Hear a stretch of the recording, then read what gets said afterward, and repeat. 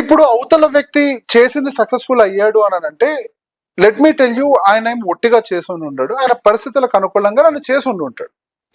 ఆయన ఆలోచించే విధానం, అవతలని కన్విన్స్ చేసే విధానం, ఆ విధానాలను వేరు ఉంటాయి. ఇప్పుడు ఎవరినైతే చూసి ఇన్స్పైర్ అయ్యారో ఆయన మాట్లాడినట్టే మీరు మాట్లాడగలుగుతారా? లేదు. ఆయన క్యాలిక్యులేషన్స్ చేసినట్టుగానే మీరు చేయగలుగుతారా? కాదు కదా. సో ఎవరి ఇండివిజువల్ స్ట్రెంగ్స్ వాళ్ళకు ఉంటాయి. ఇప్పుడు మీకు ల్యాండ్ బ్యాంక్ ఉంటే సరిపోతుంది అని అనుకోండి. ప్రతి ఒక్కరికి మ్యూచువల్ ఫండ్స్ చెప్తూ ఉంటాం, ఎందుకంటే majority of the cases liquid assets కావాలి అని.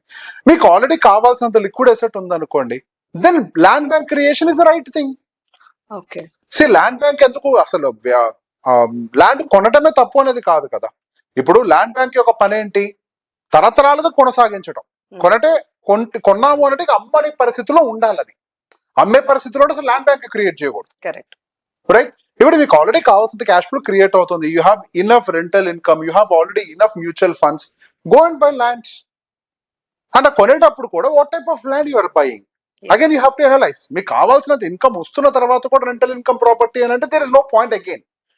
Go and create wealth. Rental generating properties appreciation ఉండవు, ప్రాపర్టీ అప్రిసియేషన్ ఎక్కువ జరగదు, ఈల్డ్ ఇస్తాయి.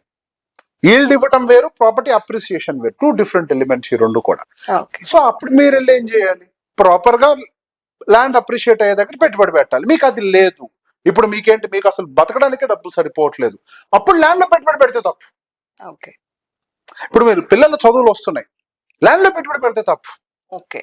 అప్పుడు మీరు ఏం చేయాలి? లిక్విడ్ అసెట్స్ లో పెట్టాలి. సో ఫార్ములా అంటూ మనిషికి అన్నిటికీ మారిపోతాయి. మీ కుటుంబ పరిస్థితులు ఏంటి, మీ ఆర్థిక పరిస్థితులు ఏంటి, మీ ఇన్కమ్ స్టెబిలిటీ ఎలా ఉంది, వాటికి అనుకూలంగా వెల్త్ క్రియేషన్ కి పద్ధతులు మారుతాయి. కానీ there is no standard formula. Situation కి అనుకూలంగా యూ హ్యావ్ టు అనలైజ్.